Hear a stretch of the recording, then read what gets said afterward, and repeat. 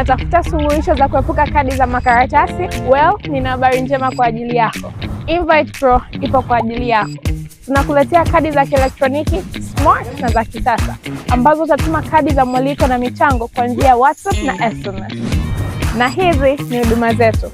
Tuna design kadi za mwaliko na za michango, kadi nzuri zenye mvuto. Wateja wote watapokea kadi zao za mwaliko, either awe na smartphone au kichochi. Tunatoa huduma zetu kwenye mikoa yote ya Tanzania. Tufuatilie kupitia ukurasa wetu wa Instagram @invitepro_ au tupigie simu kupitia 0747474098 au tutumie ujumbe kupitia WhatsApp 0763570877. Karibuni. Mkuu wa wilaya ya Kongwa, Mheshimiwa Mayeka Simon Mayeka, ametoa onyo kali kwa wananchi wanaovamiana kuendesha shughuli za kibinadamu ikiwemo kulima katika chanzo cha maji cha Mbuyuni kilichopo Kibaigwa, akisisitiza kuwa ni marufuku kabisa kufanya shughuli zozote katika vyanzo vya maji na kwamba watakaokaidi agizo hilo watachukuliwa hatua za kisheria.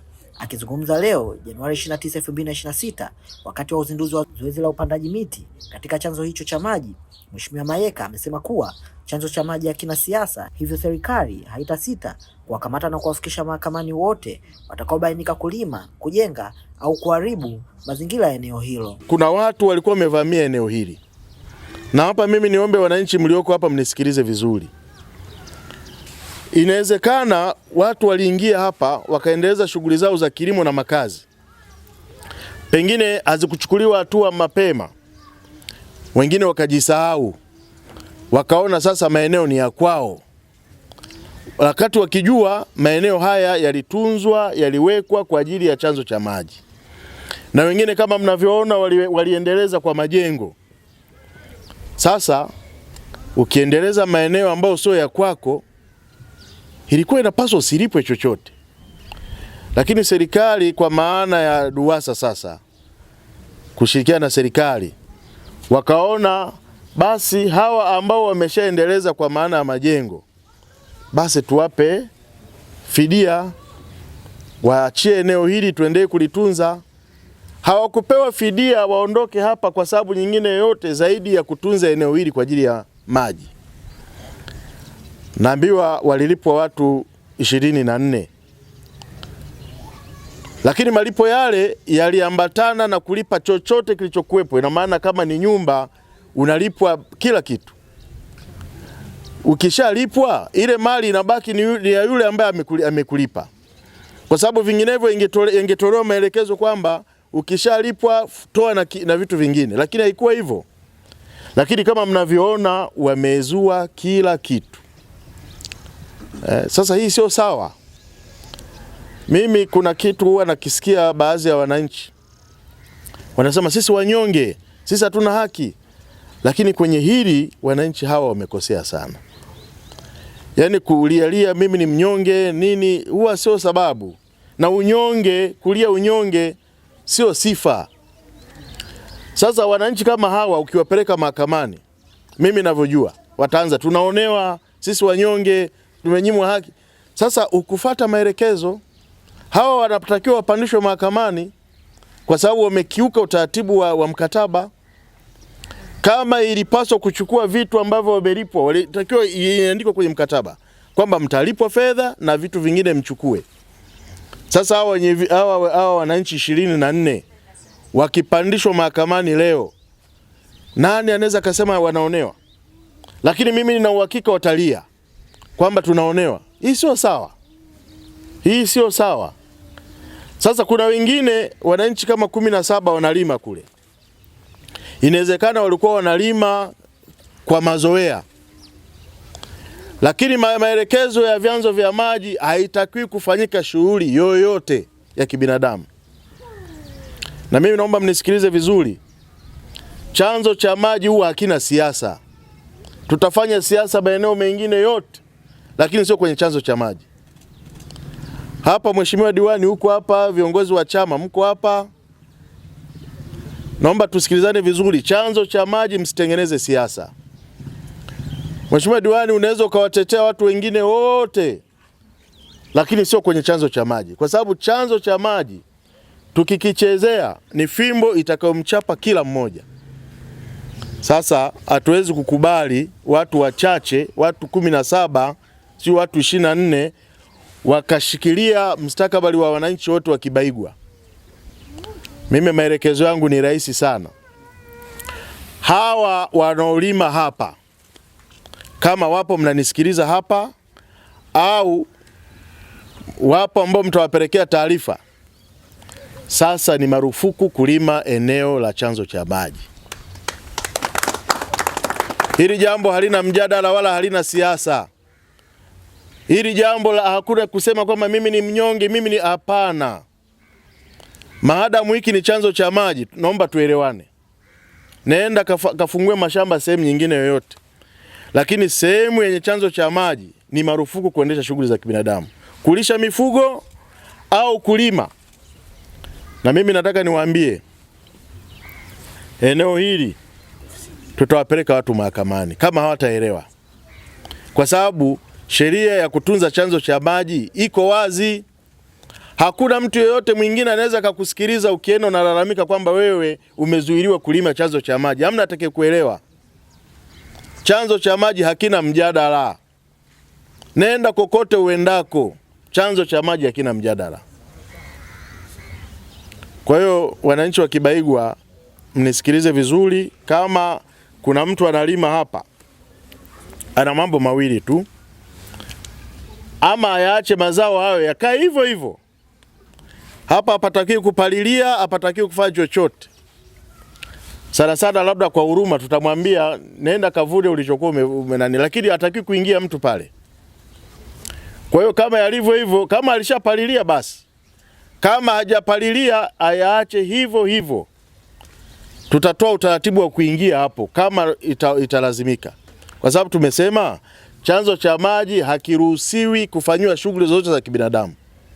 Na maelekezo ya kutolima hapa yalishatolewa, ila wananchi huwa wanafanya kujaribu. Sasa tutakamata mtu yeyote anayeshughulika hapo. Maana yake tutaweka watu wa survey eneo hili, wao wanaangalia. Tutakamata yeyote, hatutajali wewe ni nani. Kama basi italazimika uvune ulichovuna, lazima tukupe maelekezo. Ila kuanzia sasa hivi, Teo wa Kibaigwa yuko wapi? Kaimu, viongozi, tutakamata mtu yote atakayeingia hapa. Mheshimiwa Diwani, tutakamata mtu yote atakayeingia hapa. Sasa nyewe Mheshimiwa madiwani huwa mnakimbilia kuwawekea dhamana. Hapa hapana mjadala. Aliyelima hapa kama hajapalilia aache hivyo hivyo, kama amepalilia ashukuru Mungu. Kwenye kuvuna tutampa maelekezo kwa maandishi, nenda kavune, lakini itakuwa ni marufuku mtu asirudie kulima hapa. Mtu asije kuchungia mifugo hapa. Mimi nadhani DUWASA muangalie bajeti yenu. Hapa panatakiwa pawekewe uzio ili watu wasiingie. Lakini hata kama hakuna bajeti sasa hivi, maelekezo yako wazi. Hapa tunaweka uzio tu kwa sababu kwamba kuna wananchi wengine huwa bado hawaelewi. Lakini kuna lazima gani ya kuweka uzio eneo ambalo tumekubaliana ni chanzo cha maji? Tukishakubaliana tumekubaliana. Kwa hiyo maelekezo yangu ni hayo. Tutakamata yeyote atakayeingia kufanya shughuli zake hapa. Narudia tena kwa msisitizo, hapaswi mtu kuingia kufanya jambo lolote kuanzia leo. Iwe ni palizi, iwe ni chochote. Kama basi mazao Mungu atasaidia yatakuwa, kwa sababu tulitakiwa tuyakate yote haya. Kate yote kabisa. Lakini mimi natoa tu msamaha mmoja. Yatakayofanikiwa kukua, tutatoa ruhusa kwenda kuvuna tu. Na hapo ndio itakuwa mwisho wa kuingia tena hapo. Na utaenda kuvuna hivi hivi, lazima tukupe maandishi. Maana yake tukikuta mle tutaukamata. Polisi OCS yuko wapi hapa? OCD. Watu wako wa polisi hapa wajipange. Tutakamata mtu yeyote hapa. Mwambie OCS hapa, tutafanya patrol hapa. Kikuta mtu analima, awe ni kibarua, awe ni nani, tutakamata, tutapandisha mahakamani. Mimi nataka niwaambie, hata hao waliovunja hizi nyumba bado wanatakiwa wapelekwe mahakamani, kwa sababu wamekiuka utaratibu. Makubaliano hayakuwa ni haya. Sasa nasikia kuna watu wanaolima kule wanasema tulipwe fidia. Unalipwa fidia kwa sababu gani? Hata hao waliolipwa fidia ni huruma tu. Na ni kwa sababu wameendeleza basi, lakini walitakiwa wasilipwe chochote kwa sababu hili eneo linafahamika miaka mingi. Huwa mnafahamia kama ambavyo nilikuja juzi kule Ndurugumi, kuna watu wameenda kuishi kwenye maeneo ya malisho. Sasa yule naye anataka fidia ya nini? Eneo la malisho limetengwa lini? Lakini kuna watu wanaishi pale, kuna familia, kuna kaya ziko pale. Na niliwapa muda wao wameshaondoka. Sasa kama wanadhani tulikuwa tunatania, ngoja muda ufike. Ndio maana mkikuta sehemu nyumba zimevunjwa, watu wanasikitika, wanaumia, lakini sio kwamba maelekezo huwa hayatoki. Maelekezo yanatoka, lakini wananchi kwa kupuuzia wanasema sisi wanyonge, sisi wanyonge. Fuata taratibu, kulia unyonge sio sababu. Fuata taratibu. Ukimbana mwananchi kwenye utaratibu anasema mimi mnyonge. Kwa hiyo niwaombe sana, chanzo cha maji hakina mjadala. Tusifanye siasa kwenye chanzo cha maji. Tusifanye siasa kwenye maisha ya Watanzania. Maji ndio kila kitu. Kuna mataifa yanagombana kwa sababu ya maji. Kuna sehemu nyingi wanaingia vitani, wanagombana jamii na jamii kwa sababu ya maji. Sasa na ninyi hatuko tayari kuja kushuhudia watu wanagombana hapa Kibaigwa kwa sababu hamna maji. Chanzo cha maji hiki ametupa Mungu, tukilinde. Mimi DUWASA niwaombe sana, ili zoezi la kupanda miti hapa lisiishie leo. Hapa tunatakiwa tupande miti kila mahala. Na kuna miti tumeipanda mpaka kwenye maeneo ya mahindi kule. Uzuri sasa, kila kipande kinacholimwa anafahamika analima nani. Tukikuta miti imeng'olewa, tunashughulika na yule mtu. Wala tusiwe na msalie mtume, tupende mahakamani. Twendeni mahakamani. Kwa sababu hii miti tumeipanda leo kwa gharama kubwa. Tumeacha shughuli zetu zingine kule. Kwa hiyo mimi na uhakika nataka hii miti tutarudi kukagua tuone iko ina hali gani. Kama kuna mtu ameng'oa mti kipande chake sikinafahamika. Kwa hiyo sehemu yoyote pale itakapong'olewa mti tunajua analima hapo ni nani ndo aliyeng'oa. Tafadhali sana. Jambo hili tuko serious sana. Chanzo cha maji tusifanye mchezo. Zoezi hilo ni sehemu ya mkakati ya DUWASA na serikali ya wilaya ya Kongwa ya kuhakikisha upatikanaji wa maji safi na salama unaimarika sambamba na uhifadhi wa mazingira kwa manufaa ya vizazi vya sasa na vijavyo. Mtazamaji na mfuatiliaji wa Washindi Media, bila kusahau bonyeza kitufe cha subscribe, comment, like na share ili uwe kwanza kupata taarifa zetu.